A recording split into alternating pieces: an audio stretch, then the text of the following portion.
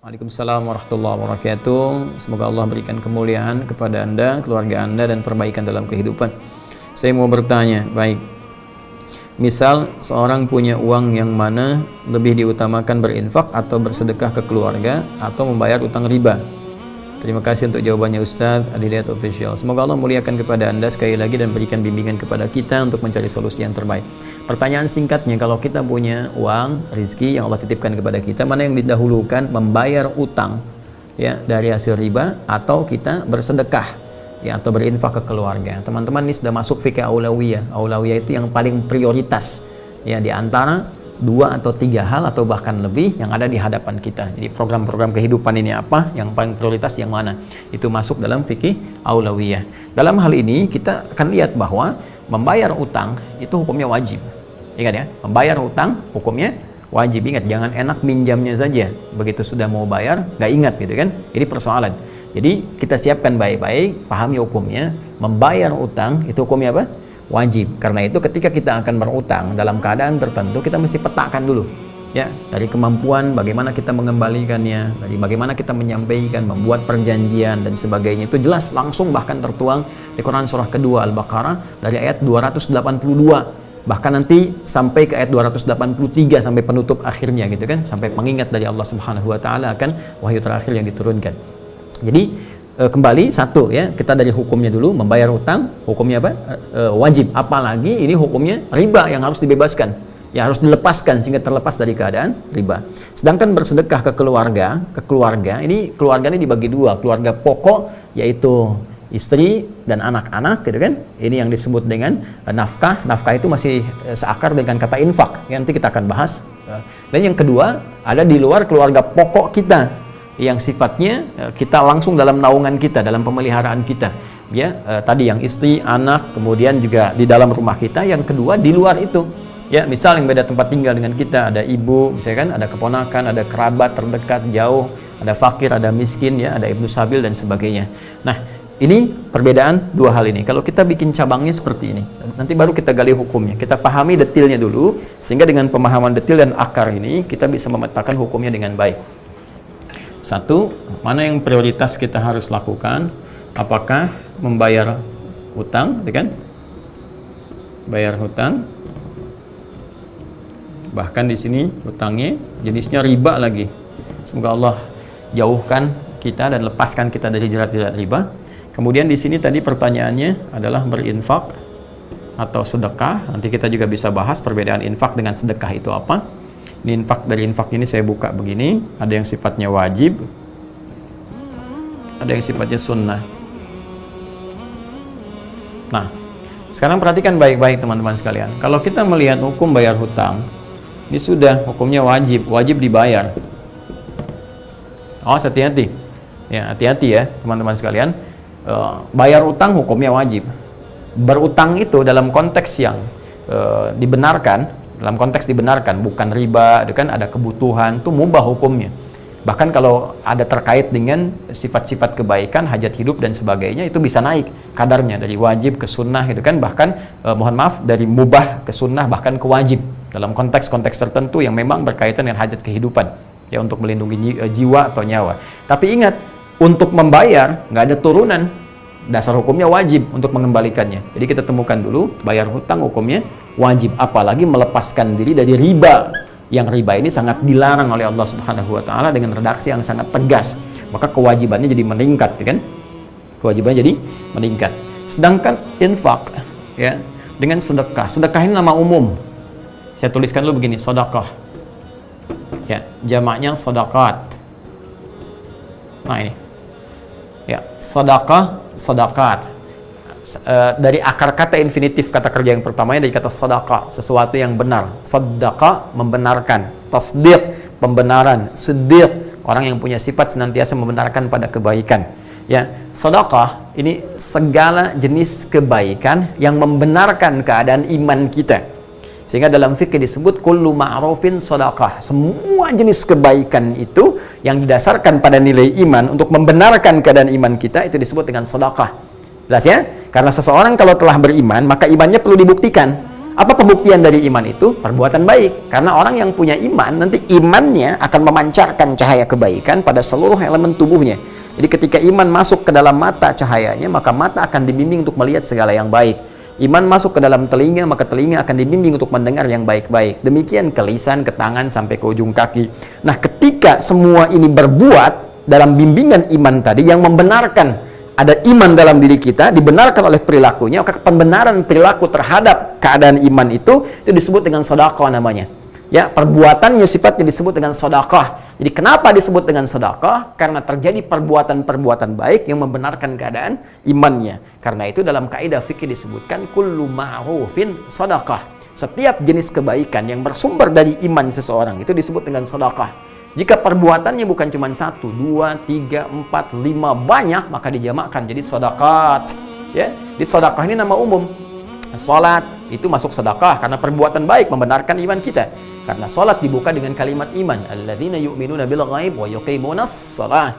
Zakat sedekah, ya, sedekah. Kenapa? Karena dengan berzakat membenarkan perintah iman yang disampaikan oleh Allah kepada kita. Wa aqimus shalah wa atuz zakah, dirikan salat, tunaikan zakat. Ketika berzakat itu sedekah. Makanya perintahnya kata Allah, khudz min amwalihim sadaqah. Ambil dari harta mereka yang telah masuk nisabnya, masuk haulnya, ambil dari harta mereka sedekah untuk zakat. Di zakat dinamakan dengan sedekah langsung dalam Al-Qur'an. Ya, tutahhiruhum wa tuzakkihim biha. Bahkan ketika dikeluarkan, yang nerima kan 8 golongan. Jadi ketika kita punya harta diberikan, makin banyak yang nerima, sedekahnya dijamakkan jadi sedekah. Buka Quran surah 9 At-Taubah di ayat ke-60. Innamas shadaqatu. Sungguh zakat itu, kenapa kok perbuatannya zakat tapi dinamakan pembagiannya dengan sedekah? Karena dia membenarkan keadaan iman dan mengandung nilai-nilai kebaikan yang banyak bagi beberapa kalangan, yaitu 8 golongan utama. Innamas shadaqatu lil fuqara wal masakin wal 'amilina 'alaiha wal mu'allafati qulubuhum wa fir riqab wal gharimin wa fi sabilillah wa ibnis sabil. 8 golongan. Ya, karena banyak maka disebut dengan apa? Sedekah. Termasuk infak pun ini bagian dari sedekah. Jadi sedekah itu nama umum. Ya, sedekah nama apa? Nama umum. Pemberian materi dari segi materi sifatnya, ya. Materi, bukan ide, bukan apa. Jadi nggak ada infak ide. Ya. Ya, semacam singkatan infak itu disingkat dengan nafkah, dari nafkah. Ini kan dari anfaqa yunfiqu. Ya, orang kita menyikat dengan nafkah. Ya, nafkah itu dari kata infak asalnya. Ya, nafkah. Nah, nafkah itu pemberian, teman-teman sekalian. Itu suka ada yang mengatakan kan ini ya, nafkah batin, nafkah zahir. Sebenarnya kalau dalam istilah kita ambil ke hukum syariat, nafkah batin tuh nggak ada karena sifatnya bukan pemberian materi gitu kan. Jadi ada nafkah zahir, nafkah hal-hal materi yang diberikan. Nah, dalam konteks infak ini dia dibagi dua karena pertanyaan Anda tadi jenis sedekahnya infak. Pertama adalah infak wajib yang diberikan kepada anggota keluarga pokok yang dalam naungan, ya. Baik naungan tanggung jawab dia dalam keseharian, untuk makannya, untuk kehidupannya, sandangnya, pangannya, papannya, dan sebagainya. Ini disebutkan di Quran surah keempat An-Nisa, ya, di ayat ke-34 di mushaf standar paling kiri sebelah atas. Ya, Allah berfirman, "Ar-rijalu qawwamuna 'alan nisa bima faddalallahu ba'dahum 'ala ba'din wa bima anfaqu min amwalihim." Itu ayatnya. Ya, para lelaki, para suami diberikan oleh Allah Subhanahu wa taala kelebihan terhadap istrinya dalam bagian tertentu. Nanti istri pun diberikan oleh Allah pada bagian yang lain untuk saling melengkapi. Nah, ada beberapa bagian yang memang perangkatnya didesain untuk laki-laki saja. Nah, jadi jangan diambil oleh perempuan, ini bisa tertukar, berbahaya nantinya. Pun demikian ada nanti kelebihan diberikan pada perempuan yang laki-laki nggak bisa memegang itu. Ya, apa di antara perangkat yang diberikan kepada laki-laki? Kata Allah, jiwa kepemimpinan untuk memimpin dalam kehidupan rumah tangga. Maka nanti ada kewibawaannya, mungkin sifat tegasnya dan sebagainya dimiliki laki-laki. Nah, jadi jangan diambil peran itu. Nah, jadi jangan sampai ada istilah misalnya istri pemberani dan para suami takut istri misalnya. Itu tidak dibenarkan dalam keadaan demikian. Sehingga jangan sampai terjadi lagi ada kisah, walaupun mungkin kisah ini hanya canda-canda saja, tapi nampaknya tidak tepat untuk dijadikan proses dalam beraktivitas dalam kehidupan berkeluarga.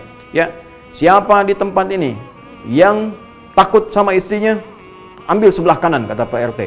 Yang tidak takut, ambil sebelah kiri. Maka semua ke kanan. Ya, semua ke kanan. Cuman satu orang yang ke kiri, gitu kan?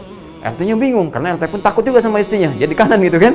Dia tanya sama orang ini, kamu berani sama istri kamu? Karena di tempat itu terkenal hampir semua takut sama istri.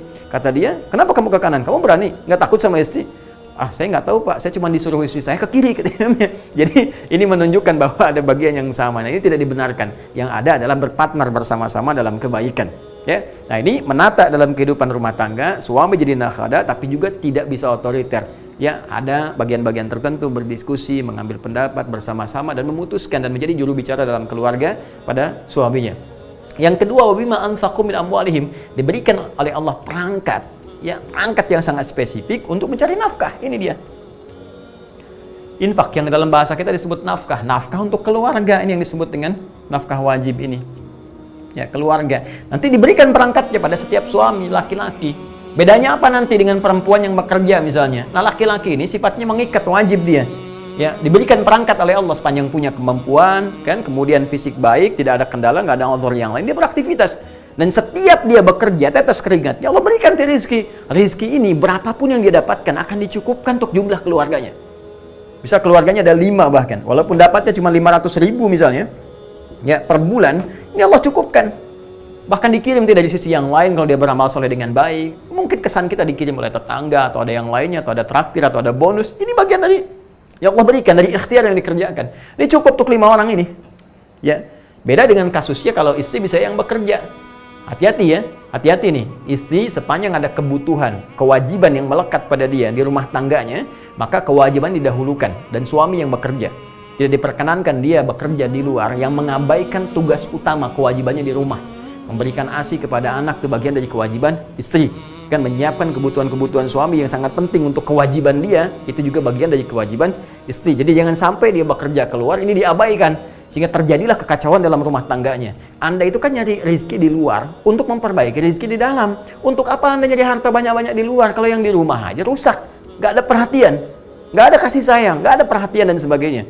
Ya, karena itu teman-teman sekalian, ini yang wajib nanti yang dikerjakan oleh laki-laki. Ya, maka kalau dia mendapatkan kemudian harta dari hasil kerja kerasnya, contoh dia bekerja seperti tadi, dapat misalnya 5 juta, taruhlah ya, dalam per bulan. Maka apa yang harus dia lakukan? Dia cukupkan dulu kemudian untuk memberikan nafkah wajib bagi keluarganya. Ini poinnya teman-teman sekalian, yang ingin saya sampaikan. Jelas ya? Nah, ini poinnya. Jadi, berikan dulu kebutuhannya ke sini. Cukupkan. Untuk kebutuhan ini apa, kemudian ini seperti apa, dan sebagainya. Taruhlah yang terpakai misalnya ada 3 juta rupiah, kan? Nah, maka ada lebihnya 2 juta. 2 juta ini dihadapkanlah kemudian pada satu keadaan. Keadaan ada kewajiban nih, hukumnya untuk membayar utang ini. Lalu ada keinginan untuk berinfak. Nah, pada aspek yang ini, yang sunnah. Mana di antara yang sunnah ini? Misal, ada di Quran, surah kedua Al-Baqarah, yang spesifik deh. Di ayat yang 215. Untuk yang ini ya. Ini. Paling kanan, sebelah bawah. Ya kan? Yas'alunaka madza yunfiqun. Mereka banyak bertanya kepadamu Muhammad sallallahu alaihi wasallam tentang apa dan siapa dalam konteks berinfak. Apa yang harus diinfakkan kepada siapa kalau kita punya untuk infak itu dalam konteks infak yang sunnah. Qul ma anfaqtum min khair. Katakan kalau kalian mau infak, pertama yang diinfakkan itu mesti dari yang baik-baik. Ya, cara didapatkannya mesti baik. Hati-hati, jangan sampai hasil korupsi dipakai infak. Hati-hati nih. Wah, supaya dosanya nggak banyak-banyak, korupsi 10 juta, 5 juta, bagi deh infak ke madrasah misalnya kan, supaya ngurangin dosa, itu nggak bisa, nggak tepat. Tetap Allah baik dan hanya menerima yang baik-baik saja. Innallaha thayyibun la yaqbalu illa thayyiba. Itu kaidah dasarnya dari Nabi SAW. Allah adalah maha baik dan tidak menerima kecuali dari yang baik-baik. Hati-hati ya, termasuk nih yang potong-potong video tanpa izin misalnya dan sebagainya, bikin sesuatu supaya banyak terus dapat penghasilan, itu nggak baik. Ya, itu nggak baik karena ada bagian-bagian tertentu yang harus dipenuhi dalam unsur kehidupan. Nah, kalau sudah dapat dengan cara yang halal, yang baik pun, maka cari yang terbaik untuk infak. Misalnya kita punya anggaran 10.000, gitu kan? Pengen beli makanan, cari makanan yang baik. Pengen beli mainan, cari mainan yang baik. Pengen beli pakaian yang terbaik dengan jumlah uang yang kita miliki itu. Sifatnya yang terbaik. Atau bahkan pengen ngasih kotak infak besok Jumatan, maka kualitas uang pun yang berikan harus baik yang dimasukin. Jangan sampai yang kata orang India itu the kill of the kumal gitu kan, yang lecek itu yang dimasukin, yang keras-keras, yang bagus itu yang disimpan di dompet. Nah, perhatikan, ada dompet akhirat, dompet dunia. Maka pilih yang terbaik untuk akhirat Anda. Nah, karena itu teman-teman sekalian, untuk kesini, ketika memberikan yang terbaik, kata Allah nih, di antara yang harus Anda berikan, lil walidain, orang tua, gitu kan. Nah, ini masuk kepada infak sunnah. Ya, kemudian siapa lagi? Wal aqrabin, kerabat, ya kan? Wal yatama, anak yatim. wal masakin, orang miskin, wabnis sabil, ya kan? Dan ibnu sabil yang kehabisan bekal di perjalanan. Ini silahkan. Ini sifatnya sunnah. Tapi sangat ditekankan bagian-bagian ini, orang tua, ya kan? Kita berbagi dapat berapa, sisihkan setiap bulan kita berikan dalam kebaikan. Nanti akan memberikan dampak positif kepada kita. Nah, kalau ini bertemu dengan kewajiban ini, karena ini sunnah, ini wajib, maka ini yang didahulukan sifatnya. Kecuali kalau ada hal yang mendesak di sini, orang tua sangat butuh misalnya, ya ada 1 juta kita bagi 2, kan? Berikan ke sini bagian, berikan di sini sebagian. Tapi secara hukum, kalau dia tidak ada kondisi yang seperti tadi, normal sifatnya, maka ini didahulukan untuk melepaskan diri kita dari jerat riba, jerat hutang. Setelah itu kemudian kita kembalikan pada situasi normal dengan diiringi doa kepada Allah Subhanahu wa taala. Doa yang sangat spesifik diajarkan oleh Nabi sallallahu alaihi wasallam supaya diantaranya kita terbebas dari utang piutang. Ya Allah, kami berlindung kepadamu ya Rabb dari sifat malas, kami berlindung kepadamu ya Rabb dari jebakan utang dan penguasa